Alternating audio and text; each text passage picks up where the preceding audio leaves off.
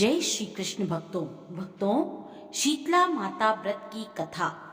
शीतला माता की व्रत कथा के अनुसार एक गांव में एक ब्राह्मण परिवार में बुजुर्ग दंपत्ति के 2 बेटे और 2 बहुएं थीं। दोनों बहुओं को एक एक संतान थी। घर में सभी मिलकर प्रेम से रहते थे। तभी शीतला अष्टमी का पर्व आया। दोनों बहुओं ने व्रत के विधान के अनुसार एक दिन पहले ही बासोड़ा अर्थात बासी भोजन माँ के भोग के लिए तैयार कर लिया। लेकिन दोनों की संतानें छोटी थीं। उनको लगा कि कहीं बासी खाना उनके बच्चों को नुकसान न कर जाए, इसलिए उन्होंने अपने बच्चों को ताजा खाना बना करके खिला दिया। शीतला माँ का पूजन करने के पश्चात जब वो घर लौटी तो दोनों बच्चों को मरा हुआ देख करके रोने लगी। उनकी सास ने उन्हें शीतला माँ को नाराज करने का फल बताया और कहा, जाओ, जब तक अपने बच्चे जीवित न कर लेना घर वापस नहीं आना। फिर दोनों बहुएं अपने मरे हुए बच्चों को लेकर भटकने लगीं। तभी उन्हें खेजड़ी के पेड़ के नीचे ओरी और शीतला 2 बहनें मिली। दोनों बहनें गंदगी और जू के कारण बहुत परेशान थी। बहुओं से उन बहनों की परेशानी देखी नहीं गई। उन्होंने अपना दुख भूलकर दोनों बहनों के सिर से जुएं निकाले।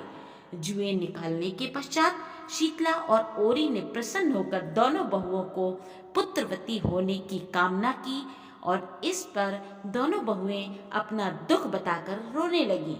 शीतला माता अपने असली स्वरूप में प्रकट हुई। दोनों बहुओं को शीतला अष्टमी के दिन ताजा खाने की भूल का एहसास दिलाया और इसे सेहत के लिए हानिकारक भी बताया। शीतला माँ ने दोनों बहुओं को अपनी गलती आगे से ना दोहराने की चेतावनी देते हुए कहा और दोनों बच्चों को जीवित कर दिया।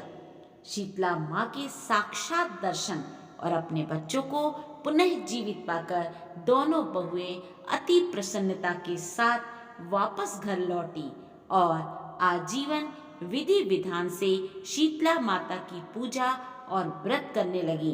घर पर दोनों बच्चों को जीवित पा और बहुओं को वापस पा करके सास भी बहुत प्रसन्न हुई और परिवार के सदस्य भी बहुत अधिक प्रसन्न हुए।